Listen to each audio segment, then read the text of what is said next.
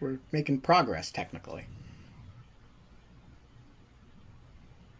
Hey, hey, And Lauren. we're live. Oh my God, look at that hair and the Hey, magic. friends. Oh my God. Hello, Hold on. Maggie Feldman-Piltch. Hey, shh. We're live.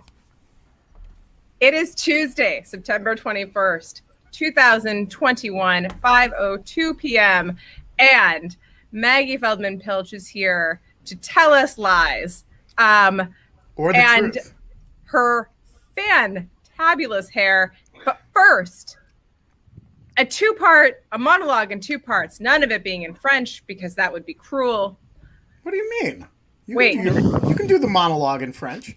Yeah, none of it being in French. Alex and Ev, live from Canada on the presidential election. There's no, not presidential. On the election. We have two provinces represented here, and three if you count British Columbia, because Ev was in British Columbia until she wasn't.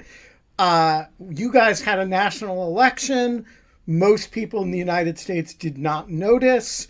I watched the election returns live, texting with you both as I did so.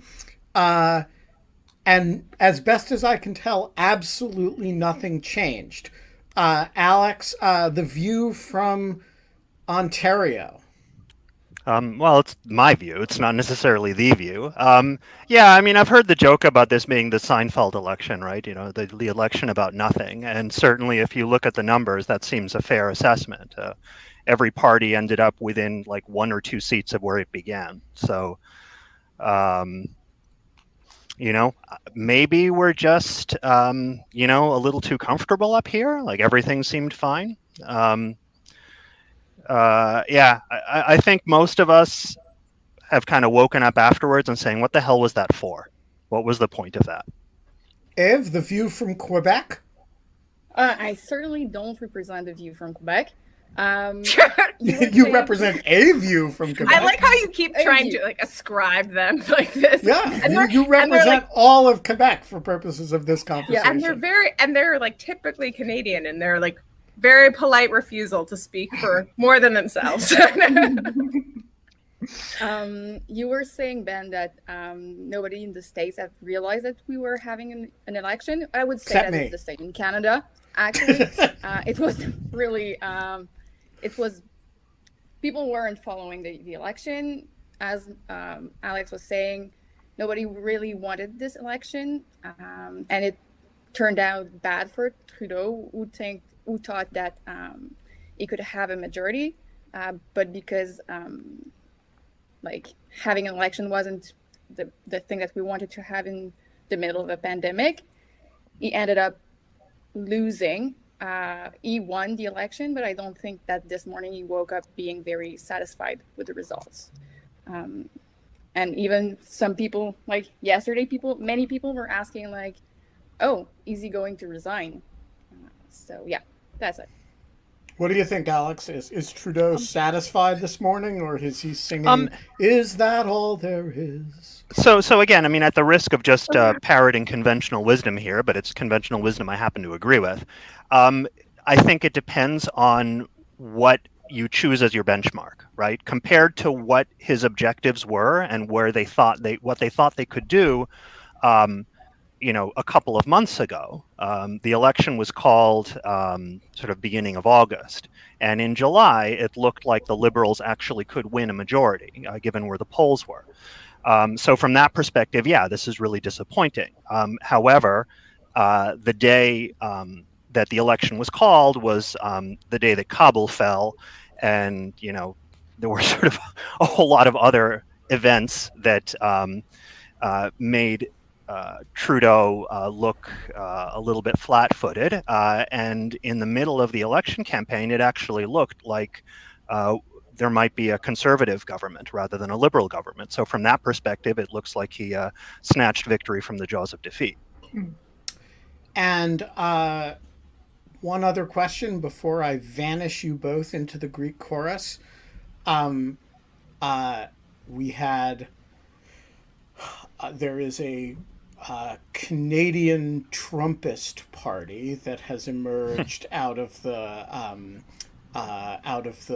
primordial ooze. It is, as best as I can tell, anti-vax, pro-gun rights, and basically Alberta separatist. All of it except the last part being true. What do we make of the People's Party of Canada and its performance yesterday? Actually, in Quebec, we make fun of it. It's led by a Quebecer, though, right? It is, and a former minister. So I blame you. Whose nickname I might add was Mad Max. Although I did see someone clever on Twitter earlier today making fun of his of how well he did in his electoral district, calling him Maxime Dernier, which is the pun works if you understand French, but anyway. I understand it. Okay. I don't. Oh, sorry. Bernier is his last name. Dernier means last. I see. So.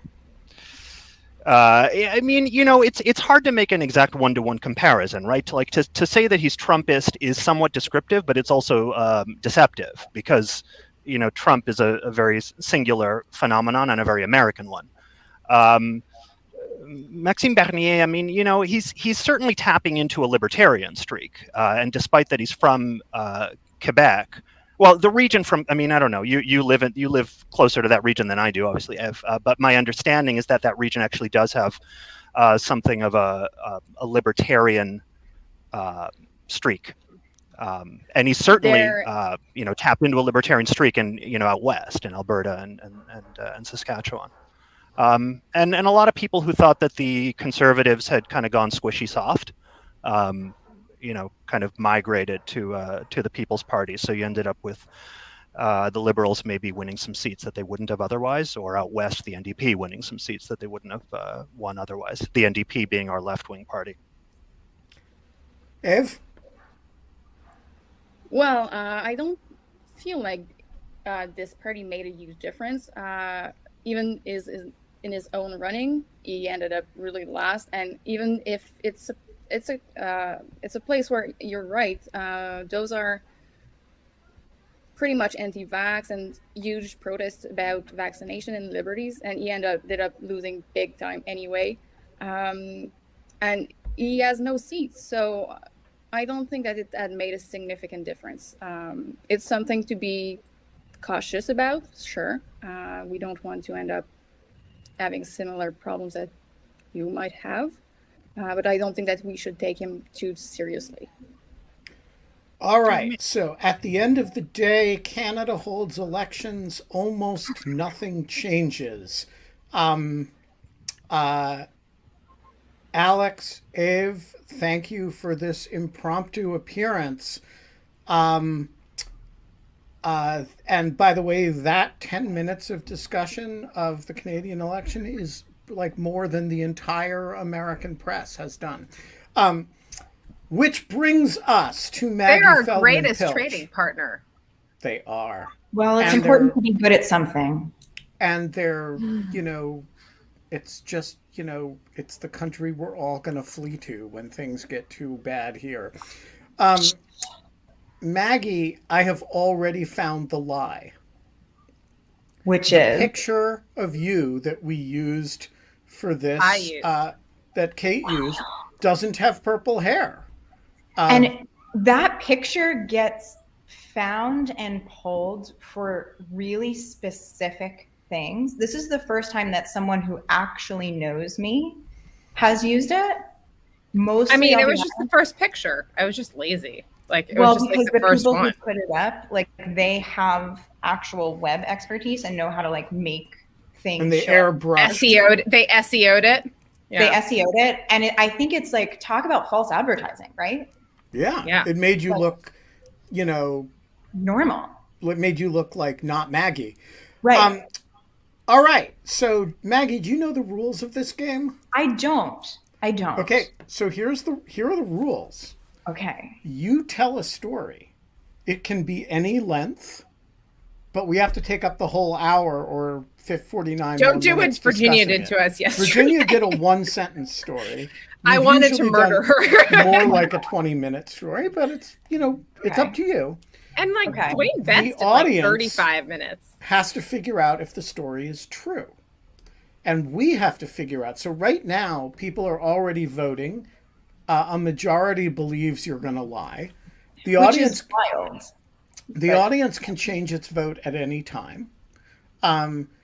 You will tell your story. We will ask you each 3 questions. We will bring on members of the audience who can each ask you 3 questions.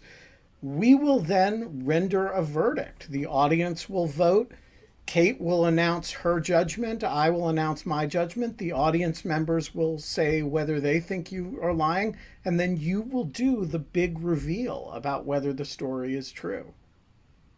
Okay. That's the game.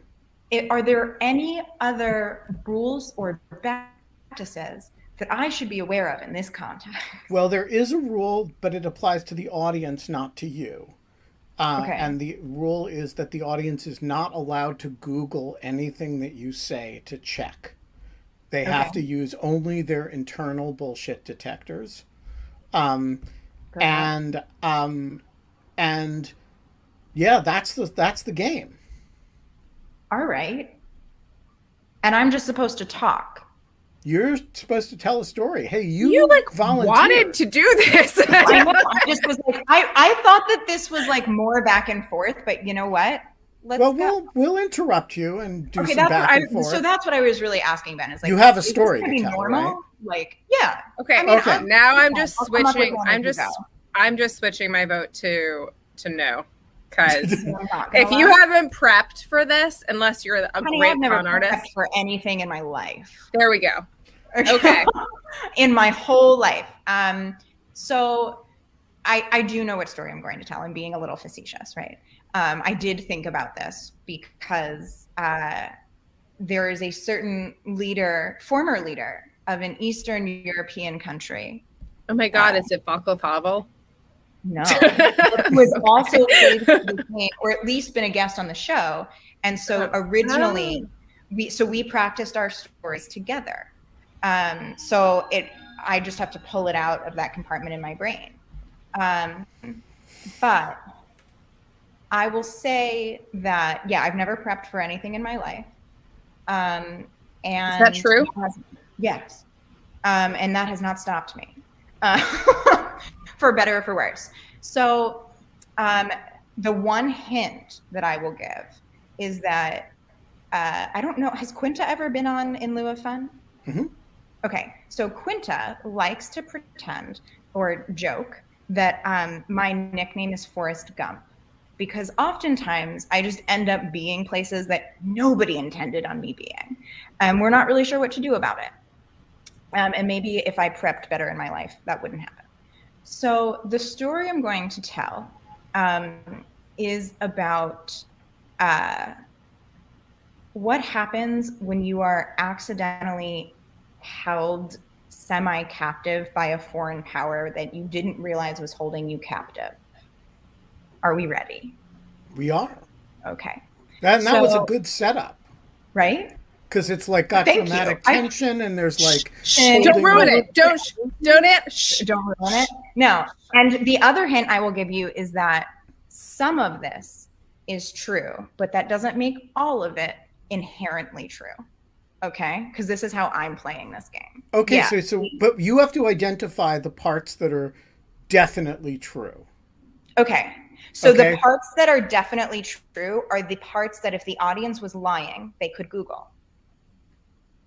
Right? You know, if they cheated? If they cheated, yeah. Okay, so when you get to parts that you dispense that rule and you're allowing them to Google, just say so. Yes, like if I was like, I met Michael Jordan, and like Michael Jordan, right?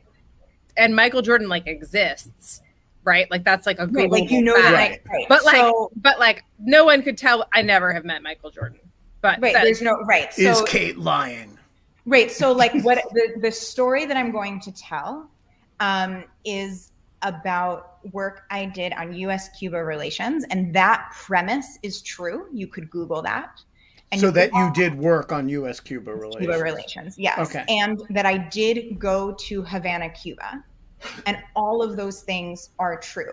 But the story of how I ended up doing that and what happened or what didn't happen while we may were or there, may not be true. May or may not be true. All right, we got it. Are we ready? All right, because we got to do it Maggie style, right? Like it's always a little bit special. All right, so a few years ago, I can't remember exactly what year, but it wasn't that long ago because I'm just not that old. I was sitting at work and everybody else in the office was gone because it's Washington, D.C., and they were at a fundraiser that is, of course, a golf game, right? It's a golf fundraiser, right? So they're gone all day. And plus, I'm also the only woman who works there. And anyone who's seen my nails knows that I would never go golfing. So everybody else is out golfing. And I'm sitting in the office and the phone rings. And this lovely gentleman, who's also the landlord for the organization, calls and says, hello, my name is Scott. And I'm on an airplane coming back from Cuba, and I need to use the conference room. And also, can you please make a press conference? And I said, who are you? And why do you know that we have a conference room, right? Because it's a man calling on the phone, and like they could be a crazy person from the internet. You have no idea. So fast forward a couple of hours. Like us. Turns out, right, it could be, right? Well, who knows? Who knows? So you fast forward a couple hours. And he was a real person. So this part is also true. And his name is Scott Gilbert. And he was the lawyer for Alan Gross, who's this very nice man who had been in jail in Havana, Cuba for like 8 years. Is that right? About 8 years. And he had negotiated his release. And the press conference that he asked me to impromptu set up was to announce that the US and Cuba were going to restart some sort of interaction with each other that didn't involve, shooting at each other. And I was not prepared or qualified for this moment, but alas, there we are. And this is so just to be clear, how old were you? Were like administrative support at a nonprofit, right? Yeah, 100%. Yeah. Like, okay, what was I, 23 maybe? Yeah. And this was, what was the organization that you were working for? American Security Project. Yes. And so in that moment, I became an expert on US-Cuba relations. One, because I did know a little bit about it, but also because no one in Washington generally cares about Cuba. And so if you make a press conference about something, you're inherently the expert, right? So fast forward, and we start planning this trip to Havana to meet with the Ministry of Interior to talk about U.S. security cooperation, because it turns out we actually do some stuff with Cuba on drug interdiction. And the group was me and a bunch of retired 3- and 4-star generals. So I was the only woman, and there was also an age difference of 45 years. And none of this was not shared with the Cuban government, right? Like it was not a surprise. We didn't not tell them, but generally speaking, when you're emailing with a foreign entity, you don't say, hello, my name is Maggie. I'm 24 now. My hair is purple and I'm the only girl on this trip that we're doing. How do you feel about that? Right? Like, Kate, is that something you've done? Yes, I disclose my breasts whenever I do an event. Like, I'm just like, hi, I'm like, I don't know if you know this, but I have lady parts. OMG. Right. No, exactly. Yes. So, I didn't try to hide it, but again, it's just not a thing you start with. And the planning process took a couple months because, at the time, much like now, there wasn't a whole lot of, travel between the two countries. And so first, we're on our way there, and you have to fly to Miami, right? And then you can fly to Havana. And I mentioned, we were flying with a bunch of retired 3- and 4-stars. And there was a little incident on the plane from Miami to Havana. And I don't know how many in the audience are familiar with pilots, just as people. I don't know if that's a population that we come into contact with. And I'm familiar with pilots. Like I know that they exist. Yes, but mostly they're a disembodied voice. But yes. Yeah. And I would say that I'm someone who knows a lot about pilots, like more than maybe I want to on some days. But this situation was prior to a lot of that knowledge. This was the beginning of getting that knowledge. So you fly from Miami to Havana, and you don't take a commercial airplane for that. So we're on a King Air, and we're actually split into two. The groups are in two, one half on each plane. Each person was not cut in half, to be clear. And one of the retired military officers is a pilot. I wouldn't say was a pilot, because as they will tell you, it's something that, never really leaves you. And he approached the cockpit and asked to land the aircraft, which is, I would say, frowned upon, right? Like, it's a general no. And I would say also when you're like landing in this was a charter flight? Yes. So it was like one of the passengers was just like, hey, can I land the plane in Cuba? 100%. 100%. And they were going to let him do it. And so he's sitting there. He was going to co-pilot, because apparently the regulations around who's pilot versus co-pilot on charter aircraft of a certain size, whatever. So he's living his best life, and great. And we get ready. Wait, and they let him? They did. They did let him. They let him originally. I have a feeling Maggie's lying vote is about to skyrocket on the poll. Wait. So he's sitting in the co-pilot seat, and they begin the approach, and all you hear is them screaming, "Abort!" And I'm like, "No, this is not how I want to die." What? Fuck. Right? Like, no. Turns out we had to circle because there were goats on the runway, which is apparently a very common problem. What year was this again? You're 28, or you're 20, you're 29 now. Yeah. This was 5 years ago? 6 years. So this is like right after Donald Trump was elected. Yeah. So someone said like pre 9/11 was wild, as if this was like ancient times. This is like Maggie was like 5. Yeah, I know. So I was not working at that time. And I know that the idea of me not working sends the internet into a tizzy. But at some point I was a child, actually. So no, it was not last week. I know. I will say this, goats on the runway sounds plausible to me. Sounds plausible, right? And the number of times that we have to circle while they get the goats off the runway makes it so that the retired officer is no longer interested in landing the plane. He's lost interest, and he's like, whatever, I'm going to just go sit back in my seat. So he doesn't end up landing the plane. And then we do land, and I get off last, and they're like, excuse me, who are you? And I'm like, what do you mean?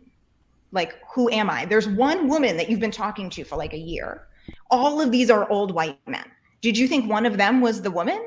And let's remember that this is a dictatorial regime that's like not, unable to do research on people, right? So like you would think that they knew what they were getting, right? Is that a fair assumption? Can we? So no, because my interactions with humans have led me to be disappointed consistently over the years. And almost always do I overestimate individuals' abilities and so like later, ability to... in 6 to 8 months from now, we have to do this again, because I have another story that'll be even more fun. Wait, you got to finish this story. But anyway, because we're having trouble following. You're like really. This goes from a phone call where somebody else is on a plane to you being on the plane and goats being on the runway and so one of the passengers landing the plane, and now somebody's arresting you. So they do not formally arrest me. Right. It was that is an informal story, but we're not there. It's almost not there yet. And they're like, "Who are you?" They think I'm a stowaway. Then they think I'm someone's mistress, and everyone is like, "Oh wow, neither of those things are true." Yeah, I mean, who would have? No offense, you like would be the worst mistress ever. Like, you're very not subtle. Like, there would be like, who's that girl with purple hair walking in and out of the back door of so and so's like house? Like, if you're looking for low maintenance, this ain't it, team. No. Okay. So So eventually I'm like, no, I have a passport, and also we've been emailing for the last year and a half. It'll be fine. So all is well. We go to our hotel. We do the first couple of things, then we visit. And was this in Havana or? Yeah, so we landed in Havana. Yeah. Okay, with goats on the runway. Yeah, goats on the runway in Havana. And one day we went to a port, and our trip was slightly delayed because a cow wandered into the highway and was hit by a car, much like a deer is hit by a car in the Northeast. But because it's Cuba, it's property of the government, and so they have to come out and send like an inspector to verify the death of the cow and how did it happen and who is responsible for the death of the cow. Is it the farmer because the fence wasn't high enough, whatever the hell else it is. That's not just Cuba, honey. That's like anytime you hit a cow, actually. Moo. But anyways, depends on the state you're in, I guess. Depends on the state. Okay, fair. But it was a whole thing. I mean, we were held there for like a long time, right? Like 6-7 hours, and we didn't even see anything. But we, wrong place, wrong time. Or maybe right place, right time. Really up to you there. So then we come back, and the next day we have a meeting with the Ministry of Interior. And it's totally like you see in those movies, right? It's everybody at the end of one, they're on one side of the table and we're on the other side. And they brought their dogs to the meeting. And what's really interesting is that all of these, well-to-do Cubans, guess what kind of dogs they have? German Shepherds. Close. Huskies. What the fuck? In Cuba? When you start them, it makes a lot of sense, but also not good for the dogs, right? Why does it make a lot of sense? I like the animal to human ratio component of the story. I love a good animal story. So the Soviet Union had I would say a medium to significant presence on the island for many years. And so like a lot of the senior leaders in the military are named like Igor Chavez, and they have a husky, and you're like, interesting. All right. So and they drive a 1953 like Ford. Yeah, exactly. And they have air conditioning, and they teach you to make mojitos, and it's great. And everything's going really well, right? So they do teach us how to make mojitos. And it turns out I'm really, really good at it. And in fact, I am recognized in Washington, D.C. by the Cuban embassy as the best mojito maker in the city. I won a contest. That's a different story, but it's sort of related to this one, just to make this even more complicated for Ben. So we do that. And then we have a couple more meetings the next 2 days. And then it's our last day. And they're like, listen, we have this new museum. It's not finished yet. And we really want you guys to see it because we really feel like we've connected with you on this deep level. And we know that you're going to go back to Washington and like really talk about how important US-Cuba drug interdiction cooperation is. And like this is going to be really great. And so we want to show you this thing that is going to be a really important part of our national story. And mind you, mostly what we've learned about the national story, the earlier part of this week is like, they took us to see Dear Leader's foot, which is in a museum. I mean, you have no way of knowing whether or not it's actually his foot, but they say. Where's the lie? We should get the foot on the show. Wait, whose foot? So, this is a whole other story, Ben. But wait a minute. Yeah, you did this, Ben. You asked this question. And I'm trying. No, so they have. We're at 5:30, people. Yeah. Hold this thought because Dear Leader is a different country. Yeah, I know. I was making a joke. But all right. Part of the founding narrative of the founding story of Cuba, the origin story, the way that they keep the population connected to it is that they say that different parts of his body are at different shrines across the island. Each district has a piece of him. I just want to point out that I don't think he was dead yet. No, this is not Fidel Castro, guys. Who is we it? talking about? Who is the revolutionary? Che Guevara. Oh, you mean Che? Yeah, like dear leader, Che Guevara. Weird. Yes. So like, right? Okay. No, it's weird. It's really weird. Okay, so we were expecting like we would see a rib, you know, or like some hair, something like that. You are all on an acid trip together, and you should see what it's like to live with me. It's awful. So we're like, all right, fine. We will go to this museum, but you have to make sure that we are back at the airport by 2 p.m. because exit visas from Cuba are really hard to get, and it's this whole thing, and you know, you risk having the plane shot down or whatever. I don't know. It's complicated. So we go to the museum, and you walk in, and the floor of the museum is plexiglass, and underneath the plexiglass are shell casings that they maintain are from CIA provided weapons. And as a devout, observant Jew, the only way I can describe what I saw was like the Cubans' version of the Holocaust Museum about US attempts to eliminate Cuban sovereignty. Yeah, get there, Kate. I'm going to give you a minute to, yeah? Okay. So we're like, all right, cool. And let's keep in mind. Can we go to the airport now? Yeah. And I was like, so I'm ready to go, right? Because let's keep in mind, it's me and it's a group of senior retired military leaders. And I'm like, oh God, they're going to take a picture of them in here. Who are like going nuts and like want to try to like land everybody's plane for them. It sounds like a metaphor. Like, let me land your plane. Sounds like some type of weird come on or something. Yeah, like you're like, huh. But to know him is to know that he literally just was interested in the plane because he's a pilot. But so I was in this moment very worried that they were going to take pictures of us. Also, it's not Simchat Torah. It is Sukkot. We are on day 2 of Sukkot. But thank you for knowing that it was a day. I appreciate that.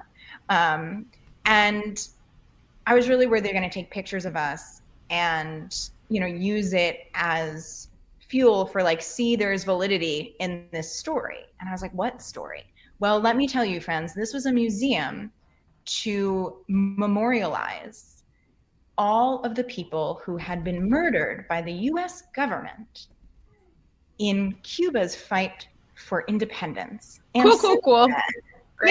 Yeah, you're totally not going to be like the purple-haired American lady from like Southern California who showed up to like, I was just here for fun, right?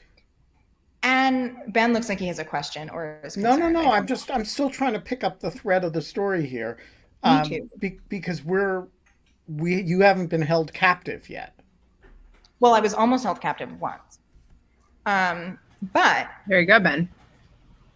So we're going, and you know, the first floor is about like basic history, the founding of Cuba. Then you go up the stairs, which is a water feature. And basically imagine a cliff-like waterfall, right? But instead of rocks making the cliff, it's shell casings from CIA-provided bullets, right? And there's water running down them. And it's very loud and it's fully immersive. It's a tube, basically, of a staircase that you're walking up. And you're like, this is totally fine. And the second floor is about American children that were kidnapped by the Cuban children that were kidnapped by the Catholic Church and rehomed in the United States. Totally plausible. And then the second half of the second floor is about various attempts at assassination by the US government against Fidel Castro, right? So we've got sharks, right? We have cats. But my personal favorite is that yellow fever is a CIA-made disease, and that the CIA mosquitoes to fly from the swamps of Washington, D.C., all the way to Havana, Cuba, and across the island and infect everyone and kill them all. And that really got me, right? So, and again, remembering that the group that is with me. And they're starting to have a bit of a panic attack, which is fair, right? Like, so we're like, hey, can we go to the airport? And they're like, yeah. We're going to take you out this door. We're going to go out, down this other staircase, go into the back entrance and go out into the parking lot, and we'll just go. So that way you don't have to go out onto the main street, because people have heard that you're here and there's a crowd outside because they, the press wants to talk to you. And you're like, that seems not good. And we're walking. And the shell casings are on the floor, right? And then they're on the walls. The plexiglass goes up the walls. And then as you're walking, it goes up and it covers the ceiling. And you're basically in what I can describe as a panic room, except instead of like, what material is used in panic rooms to make it so you don't panic? Oh dear. That is absolutely not the point of panic rooms. There's nothing in a panic room to make you not panic. Nick. Okay. It's where you go in. I grew up with a panic room in my house. That's a whole other story. But that's why I am the way I am, Kate. But it's like, imagine that, right? And it turns out, friends, there is no back staircase. And there is no way to get downstairs. And there is no parking lot. And instead, they close the door and they say, we're not going to keep you forever, but we're going to keep you for a while. And we're not going to sign your exit visas until you sit in here and really think about what you've done. And then they shut the door and walk away for like 3 hours, maybe 4 hours. What do you mean? What have you done? Allegedly. Well, it turns out we're Americans, Kate. And we're in the and everyone else is old.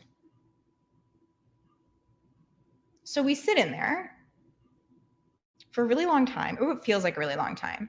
And people start getting hungry. And I don't know how much you guys know about like white men over 72 when they get hungry. It's really interesting. And so a lot of screaming happens. It gets really chaotic.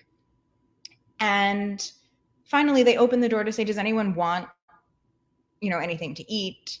And our pilot friend says, I shouldn't have landed this fucking plane in Cuba. And then someone else says, you didn't land the plane in Cuba. Someone else, the pilot landed. Like a fight breaks out, mostly because they're hangry, right? And out of sheer terror over old fighting men, the Cuban government releases us and pretends nothing happens and puts us on the plane. And when we all get home, there's really nice rum and really nice cigars waiting for all of us on our various friend stoops.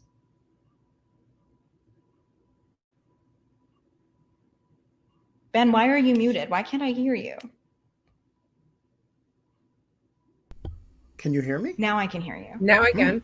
So Ducks with Pants says this is not a lie, it's a fever dream. That's most of my life. We are going to go to questions. If you want to interrogate Maggie about this fever dream, flag it in the Ask a Question box, and I will bring 2 or 3 of you on to ask your questions. Kate, you get the first question. Have you stayed in touch with any of these people that you were in this experience with? Yeah. How could you not?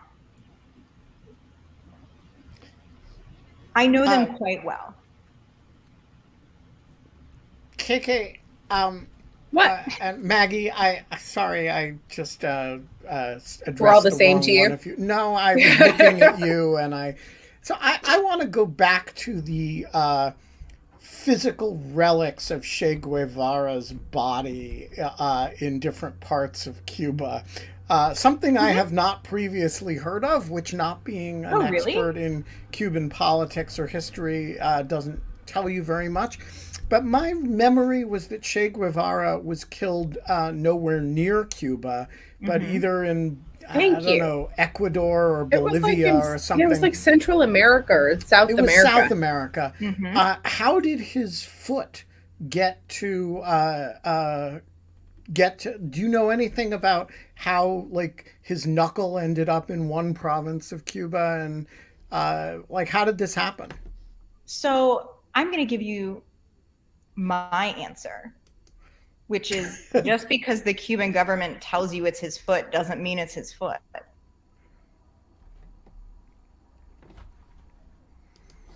That means right. Like, because I asked the same thing. And I'm so glad you all hung on for this, because the things in my life that I was allowed to pull from were severely limited. So I went with this. Christopher, okay. do you have a question? Yes. Let's see. Where should I begin? I swear I'm much more linear in person. No, you're not. No. Absolutely not. I mean, I am not one. I am not one to say. No, it's chaos all the time, friends. I'm so sorry. Okay, it was a pretty great story. Thank you. Let's say, first question would be, what did the Cubans understand was the purpose of the general's visit, and was everyone sort of on the same page, at least that your American delegation was here for a specific purpose? Yeah, so we had carefully planned it and carefully chosen who was going to go on this trip, and it was specifically about understanding how the U.S. and Cuba could work together on national and homeland security issues, with the explicit purpose of allowing the experts on the trip to come to their own conclusions, and based on those conclusions, share that information with Congress. Okay. And the person that first called you to alert you to this possible break in relations, was this person included in the trip, or did you find out who this person was and work with them after the phone call?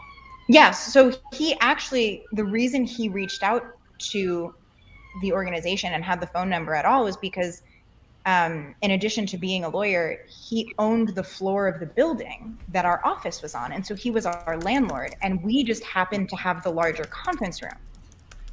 So his name is Scott Gilbert, and he is alive and well and wonderful and living in Washington, D.C. Okay, so my final question. Oh, Ben, you want to say something? No, go ahead. Okay, my final question would be, how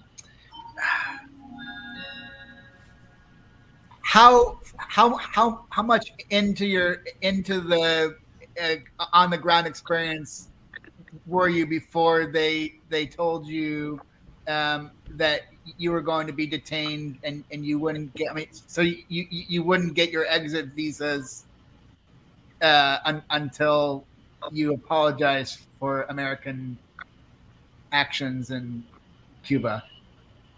Sorry, how far into? Yeah, I mean, so how long were you on the ground, sort of in this whole like the whole trip, like number of days before it took this dramatic turn of you sort of being detained? That's a good question. So it was the last day of the trip, right? Because we were going to the airport right before, and the trip was, March something to March something, maybe like March 11th to March 16th, 2016. So what is time?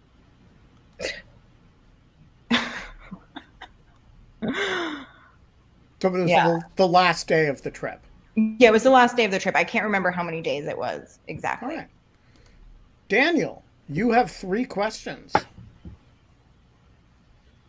What was the gender composition of the group that you had these experiences with, roughly? So it was all men and me. The only other woman that we interacted with on the trip was the interpreter from the Cuban side. And if you had to tell the story backwards in a few bullet points, could you do so? Have you listened to anything about me ever? I can't do anything backwards in a few bullet points. I could try. Go for it. Oh God, you want me to try that? I don't know that we have that time. Well, it's just bullet points. It's okay, not. So, have you guys not been listening? Do not think in bullet points. Like this is not like it is like shoots and fireworks. So you want my bottom line up front is in Cuba we don't have fuck around and find out. In Cuba we have find out regardless of whether or not you fuck around. I'm not sure that's quite an answer, but Daniel, your third question. I don't have any more questions. I feel completely bamboozled. All right. I didn't know I had this impact on people. Do you have more questions? Wait, Daniel, you can't go away. We're going to need your verdict. I'm bringing you back. I guess that my second question is,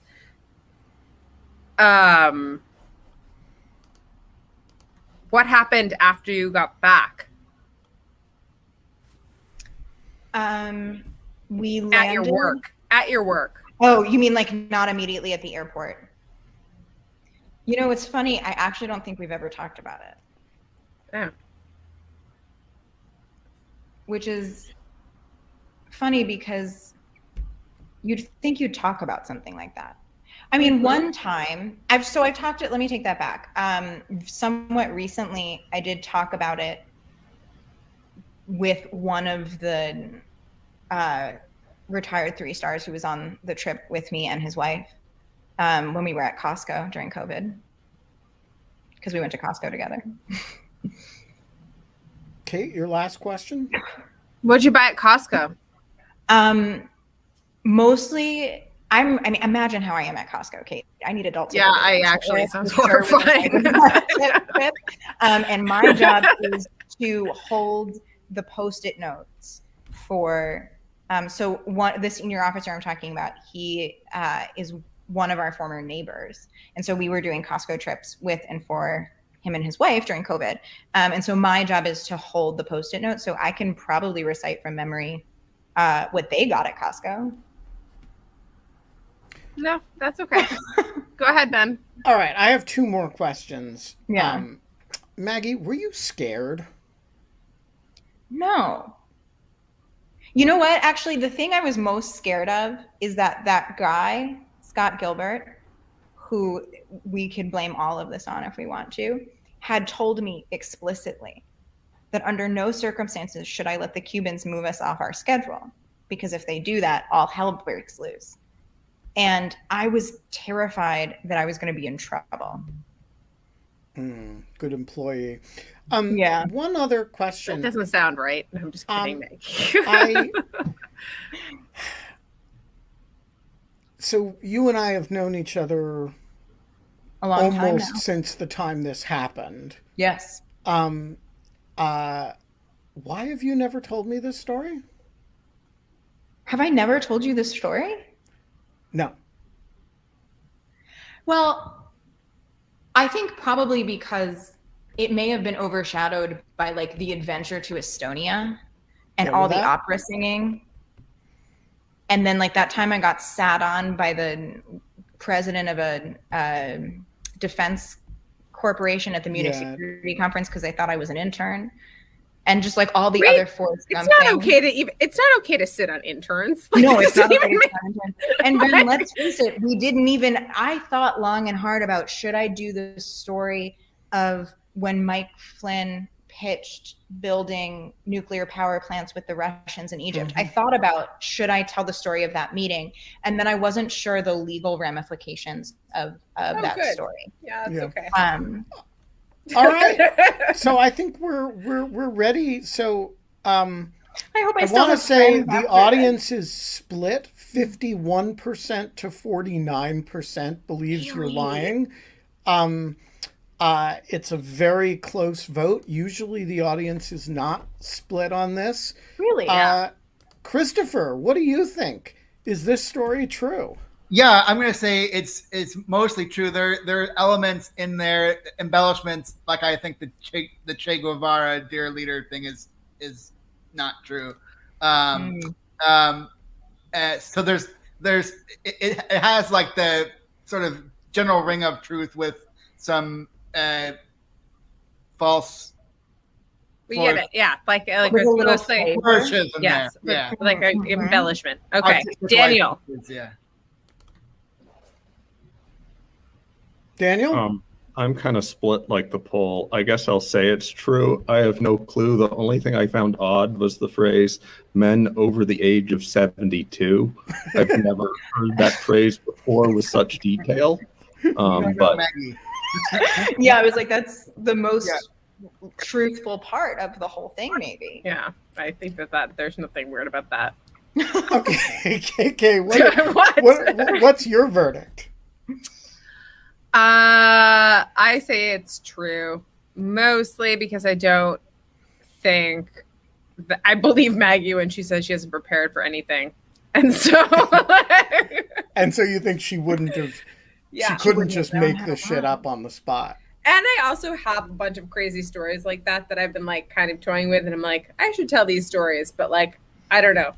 Go ahead, Ben. What do you think? All right, like Daniel, I am torn on this one. Oh, I thought you said confused about 72-year-old men. And I want to talk through my confusion. Okay. All right. On the one hand, I know Maggie did work for ASP, in which capacity she worked with a bunch of 3 stars and did things like doing fact-finding trips and organizing stuff. And so the basic story that she could have been sitting at her desk and some guy says, hey, let's organize a trip for the ASP generals to Cuba. That's completely plausible, and I have no reason to doubt that. I am hung up in a way that nobody else seems to be on a passenger simply declaring that he wants to land the plane in a charter. That does not seem very realistic to me. On the other hand... Yeah, it seems so crazy that you couldn't make it up. Like, it would just be too obvious. Yeah. Hold that thought. It's, okay. I'm also thinking if there were a myth of Che Guevara body parts all over Cuba, one in each province in Cuba, I would think that was something that I would have heard at some point because it's super weird. So I've got these 2 blocks that I'm like, this sounds more like, Maggie shooting the shit than it does like something that really happened.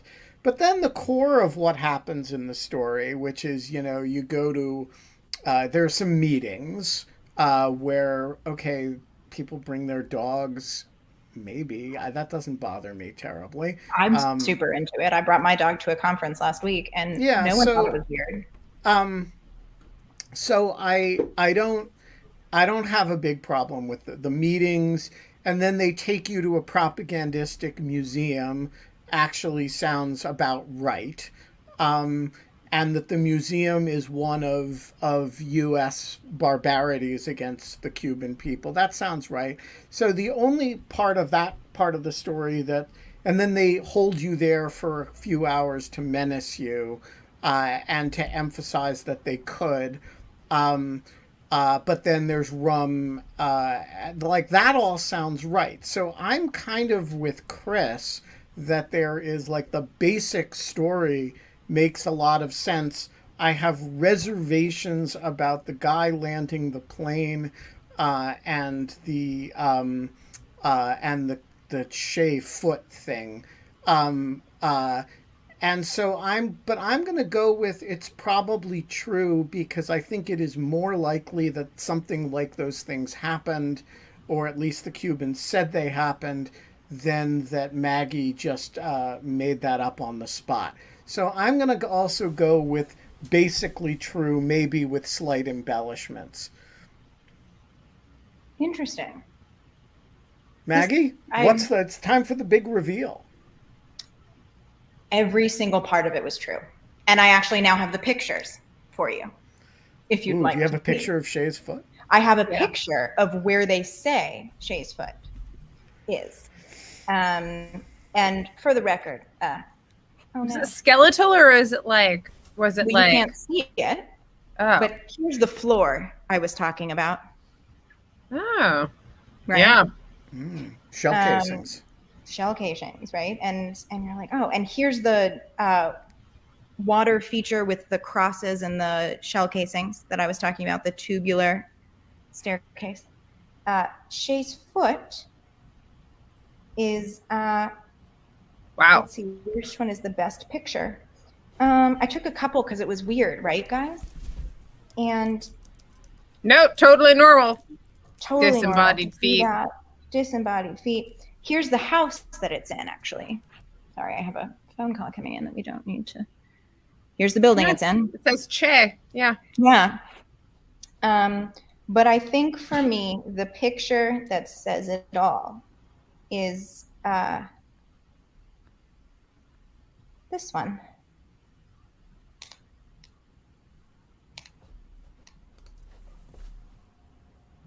Those are missiles. What are the missiles? Cuban Missile Crisis missiles. Oh, where? The camouflage is really working, guys. This. Oh, that's that long thing is a missile? Yeah. Oh my God. Yeah. And wow. Yeah. And there's the Jesus. Yeah, no, all of this is insane. And all of it is true. All right. Maggie, you have amazing story. Half of the audience. Well done. You did not fool. I didn't fool those that know me. How's that? You didn't fool KK or me or Christopher or well, Daniel just was bamboozled and went with he wasn't sure. But this is a fabulous story. You're a great American. Thank you. That was really good. Thank you. I'm glad that you guys held on, and this has been a wonderful, very, for me, relaxing hour. And thank you all for your service. And we are going to be back 22 hours and 23 hours and 1 minute from now. Kate, do we know who our guest is tomorrow? No, I'm working on it. I've sent out tons of emails in the last couple of days, but just people are very busy. So, well, we're gonna have a sequence of party leaders from Canadian parties on to discuss the details of coalition negotiations, of which there are none. Until then, Kate, we don't have fun anymore. But we do have our feet. There we go. And some for most of us, they're still connected to our ankles. Yeah, clip that and send it to Tom Nichols. I'll tweet